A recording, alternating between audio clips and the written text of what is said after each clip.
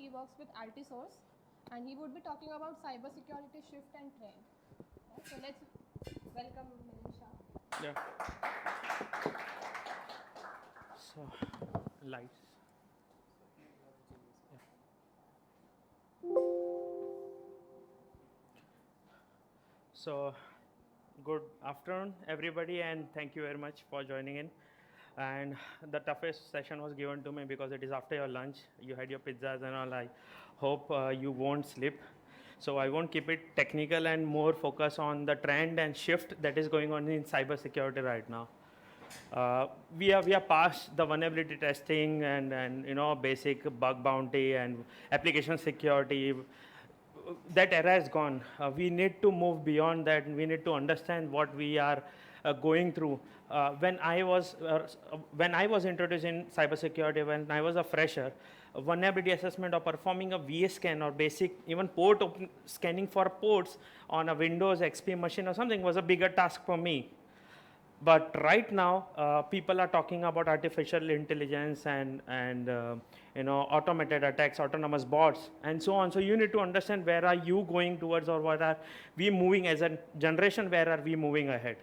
So my whole point of this PPT is towards a shift and trend, and probably if you have some questions on that, we'll answer that.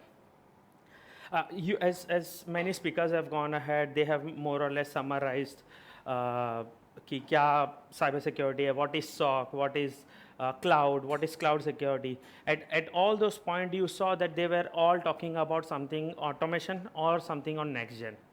Right, it was next gen, it was automation, you need forensics and you need advanced cognitive analysis and so on. So you understand that you all need to be prepared more from that perspective and not just scanning using a software or something. Right. About me, I'm Milin Shah. I've done CISSP, ISO 27001 certification, CEH. I'm here because I love giving presentations, so I keep going places where they allow me to give free presentations. Currently working for Altisource, having around 10 years of experience. I lead a vulnerability management program for that company, having around 3,000, 4,000 servers and 200 applications, perform penetration testing, application security, and so on. And I've been giving training, right from day one to more than around 2,000 odd students, including DRDO, Symantec, KPMG, and so on. The first shift in paradigm. Now that there is a huge shift in paradigm, we need to move our, that जो घोड़े की नाल वाला approach है ना towards that. This is cybersecurity. Today morning itself, I got a message. You are into cybersecurity, ethical लगेगा. Please एक Facebook account है. Can someone please hack it? So that approach of ethical hacking or cybersecurity has to evolve. You need to evolve beyond that and understand what exactly is, not forget about cybersecurity, understand what is information security as a whole, as a global thing. Because that will help you analyze your career and help you understand which path you need to move forward. There are like endless domain. Whatever speakers have gone through, sirs have experienced, explain it to you. जो भी आप लोगों को समझा है, everything was a career. In last when Saket or Akshay sir was explaining about the trend analysis, the SOC cognitive analysis, the trend, that whole chart was a career. There was SOC analyst, there is a logging and monitoring, then there is network security, then there is threat hunting and so on. This all things is a career. There are 5-6 fields within that. So you need to understand. The first is, let's first look at the current chart. Maybe we'll understand what exactly are we going through. So if we see the current news and scenario, web domain register discloses data, unique credit bank data breach, 3 million incidents, Trend Micro hack, Yahoo hack, Marriott hotel hack. They said that around 500 million customer card were compromised, and this was after they did a forensic analysis and they came to know that the hacker or the bot was there from 2014, and the date identified is 2018 is when they realized they were under a breach. So now you see the attack approach has been become a very different.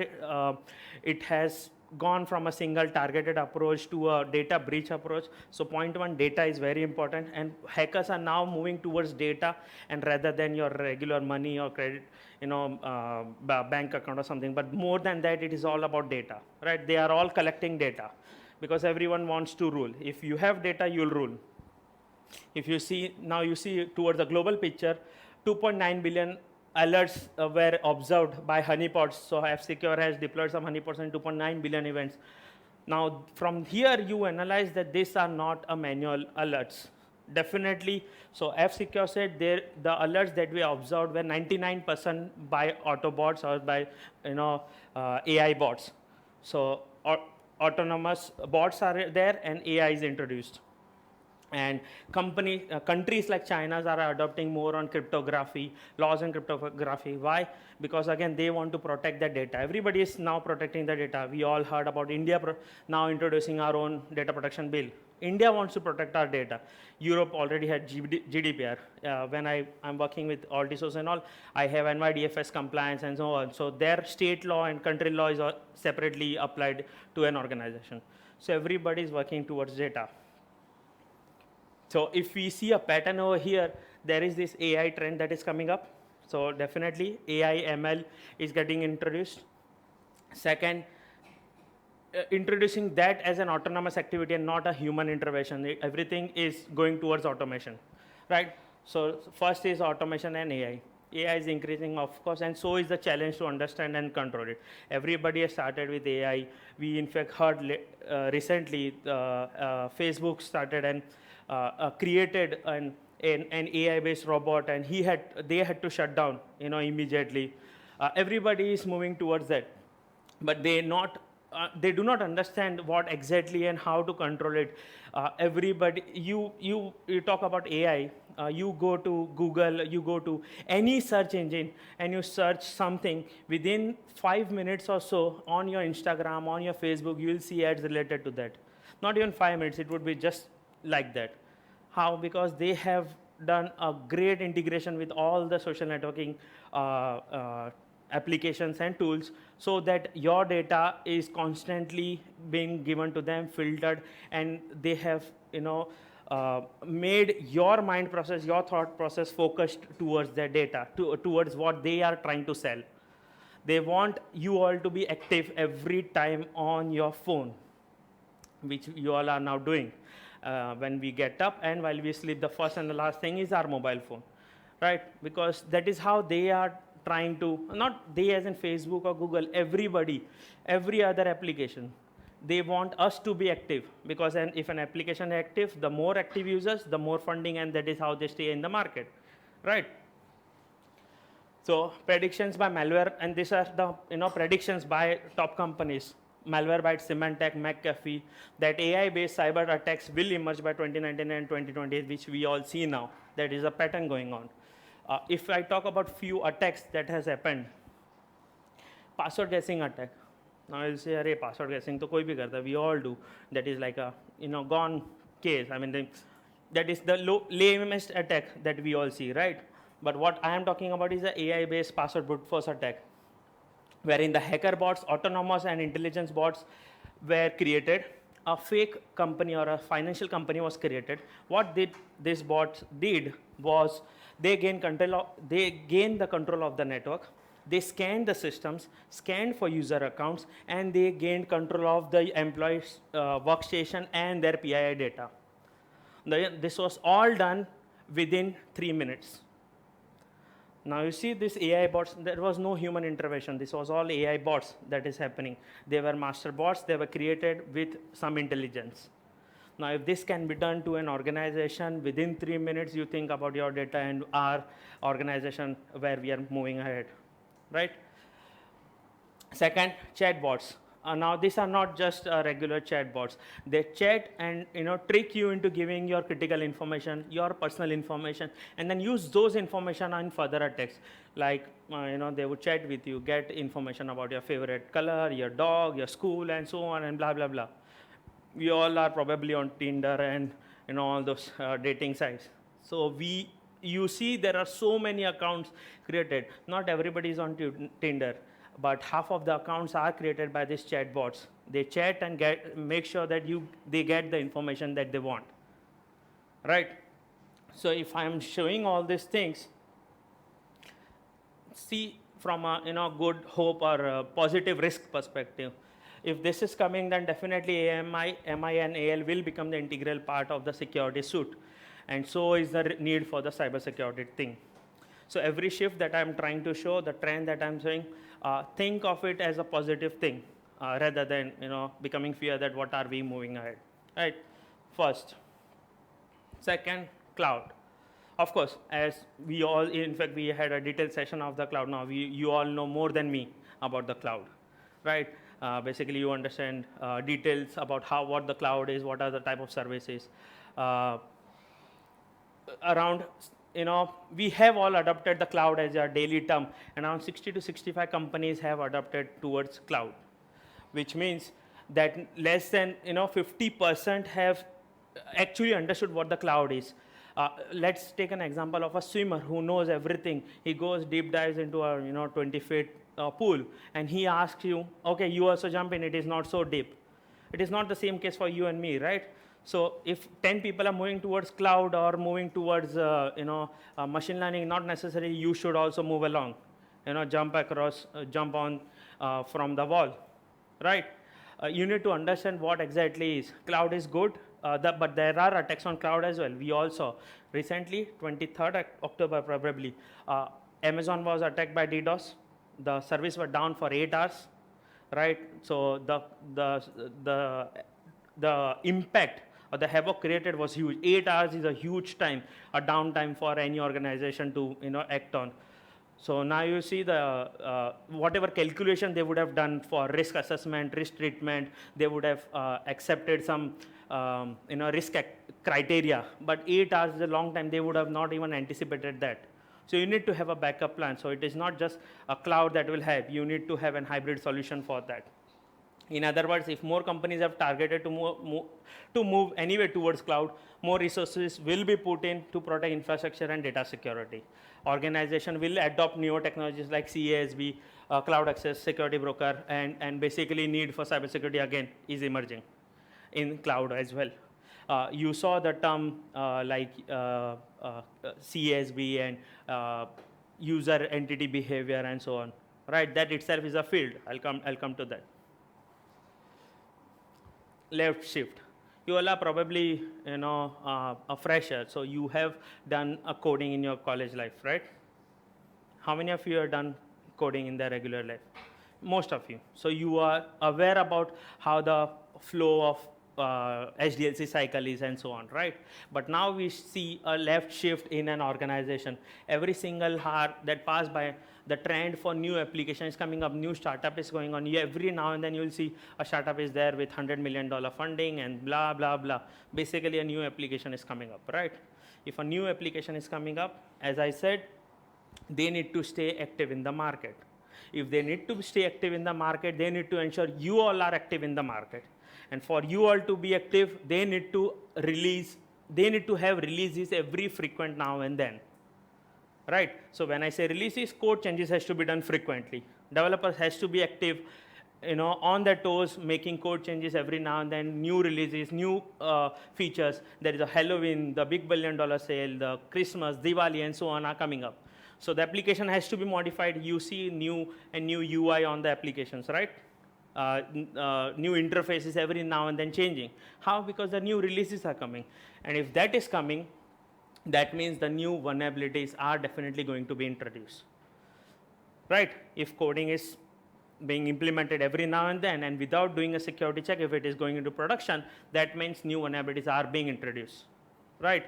So DevOps is currently definitely trending in the market, that frequent releases has to be there, hybrid agile model is being adopted. But for that, you need to implement security in the DevOps, and that is a need, need of the hour. You need to have DevOps. You need to have left shift. That means if you see the cycle, your collection or the information gathering phase, design phase, your planning, development, testing, and then production. In that, you need to shift towards left. That means security has to be introduced right from the beginning where your information gathering is happening. If you see that, this is how your cycle or the stages are, SDLC stages are: training, requirement, design, implementation, verification, release, response, etc. This is the Microsoft cycle. So if you see this, you need to have security requirement right at the early stage. You need to have threat modeling done at design stage. You need to have security architecture reviews done, SAST and DEST. That means the code review and the dynamic application security testing. Application security testing has to be done, automated and manual, at your coding and integration stage, and then at the final stage, again those testing, validation, and so on. If you implement security at this is how you create a complete sec DevOps, right? And this is what is being implemented by most of the organization. Not many of them are doing it, so the need for this is coming, and you need to be prepared about that. That means you just do not have to be developer. Now onwards, you have to be a secure coding or secure coder, right? Not just a regular coder who does a coding and so on, because that will not work now. You need to be, you need to understand, because vulnerabilities like cross-site scripting and SQL injection, that even an automated tool can do. Any tool, any freeware will do that. But you need to understand that how the business logic vulnerabilities work. The vulnerabilities where logic is implemented during payment gateway. If a tempering on a payment is done, let's say if you are doing 100 rupees payment, if I temper it and make it 1 rupee, there is a huge loss for the business from that, right? So if that is done, such logical testing has to be done, and for that secure coding has to be performed, and the testing has to be performed right at the early stage. At the last stage, if I do a testing, you think about the time, the business impact, and the money and revenue loss the company would bear, because it has to start again, right? So that is the reason you need to understand that you need to implement security at every stage. Now, one of the most important thing that we all spoke about, you saw the SOC, where Saket was also mentioning. You saw Akshay sir also mentioning something related to insider threat, right? And monitoring for cloud as well, for in-house, hybrid, irrespective of that. This remains same, and this will evolve, and this has to evolve. Latest attack trends suggest that the major data breach was due to overconfident users. We all have who clicked on the link which he or she knew that they should not click. They were so overconfident, but that curiosity, dekh to lete kya hoga yaar, just click it, and that single click cost companies millions of dollars, because that one system was compromised and the malware was spread from that one machine. It was that machine that caused the breach, and not the firewall or IPS, IDS, or any other security. It was that human who caused that breach, right? So this cannot be stopped by any antivirus, firewall, or IDS, IPS, or any other technology that you put. For that, monitoring has to evolve. How would a monitoring evolve? If you see the latest Sony attack also, it was again by a human error. The Sony attack, a single person, he got a USB drive, he was like, oh, aaj to free mein pen drive mil gaya, and he went into the company and inserted the drive on his machine, right? And from there, the spread happened. So almost any control would be of no use. So how would the monitoring evolve? You need to understand, you need to implement monitoring based on user analytics, user behavior. You need to understand the pattern of the user, and you need a next-gen monitoring, right? That is what Saket was talking about in SOC, right? The regular monitoring wherein a user is entering wrong credentials, or maybe inserting a pen drive or something, that is not the current trend. You need to understand that if a monitoring has to be done, it has to be based on the analysis of the behavior, environment, and so on. If let's say there is an attack, for example, in a minute there are around say 100 odd password attempts. That means definitely the user has gone crazy, or a bot is there, right? No user in their good conscious state of mind start entering 100 wrong credentials in a minute. Not possible. or that's what I said. Either he has gone crazy, or there is some bot. So you need to have this sort of analysis. You need to have these test cases built and then correlate. There is a good chance, if a good correlation is there, you will catch the person red-handed in your organization itself. You don't need to roam outside, because some malware or something is been there lying there dormant and it suddenly became active, and you never notice, because slowly and steadily he was moving across the systems, gathering privileges and then collecting the data, more privileges, and then going towards the admin or the domain server. But then you never notice that, right? So you need to understand that your system or your organization, the attacker will go in a layered approach. So all these things can prevent by a good monitoring, right? So an integrated approach to manage this threat has to be implemented, like threat hunting, user behavior analytics, good correlation mechanism with SIM tools, and the part of SOC center. Correct? So again, need for security here as well. You have threat hunters specially required. You have people with good correlation skills. You need a good monitoring team. All these things is the need for security. Trust me, if we talk about India as an country, and then talk about cybersecurity trend in India, not many organization or many universities is giving cybersecurity full fledged course, 11 months, 12 months, or maybe 2-year course.